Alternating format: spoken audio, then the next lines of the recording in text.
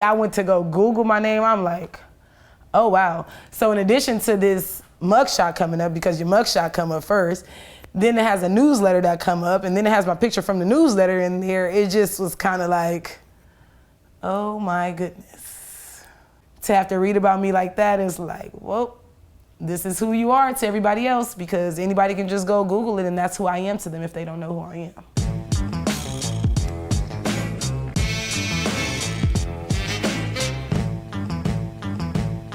Even though you graduated from Clark? No, I didn't graduate. Oh, you didn't? Did not. I never walked across the stage. Like my mom, my aunt, they flew over to Atlanta. They came, and like 2 days before I was supposed to walk across the stage, they put like a black line through my name. So my name was on the list of people going across the stage, but I couldn't go because I was like put on a 2-year suspension for doing other white collar crimes. So I was doing like creating documents that I shouldn't have been creating, and it basically caught up to me, and they, integrity of the school, just academic dishonesty. I was unable to walk across the stage when it was time for me to. Okay, so these are unrelated to what you got caught for in Tennessee. Oh yeah. Of what you were doing on campus.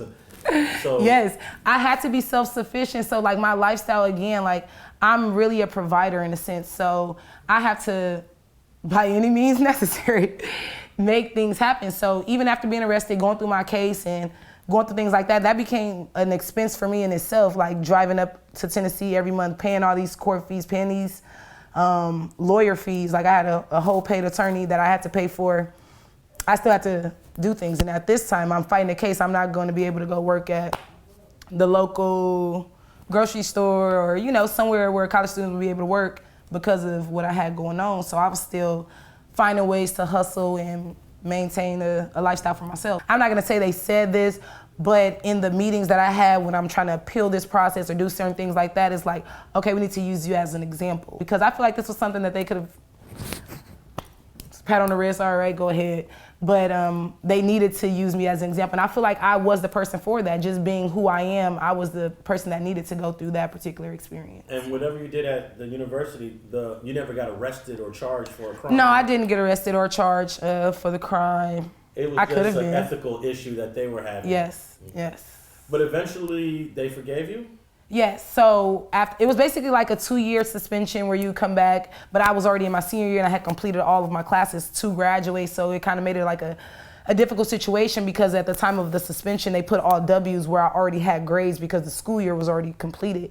So I just communicated throughout the years with people that worked in the student affairs, and I kept those relationships, and I just wrote different letters and just kind of share my experiences and things that I've been doing since that particular situation.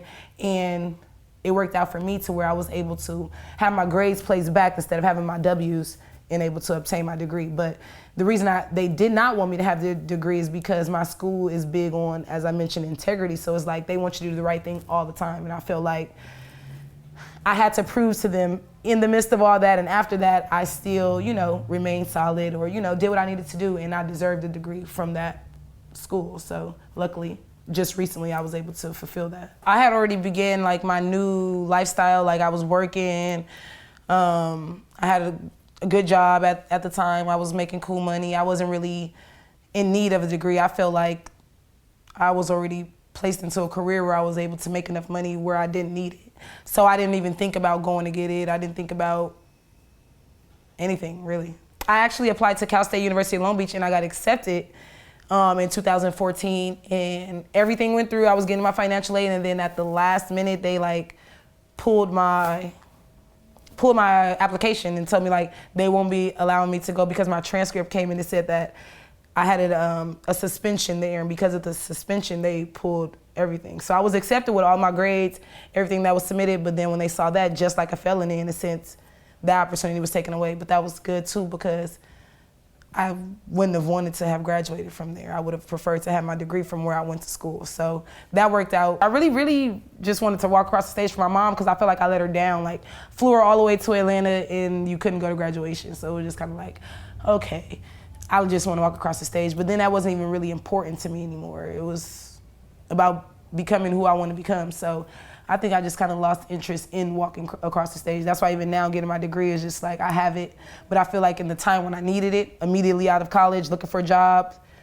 I didn't have it. As of now, that case is over, right? Yes, case is done and over with.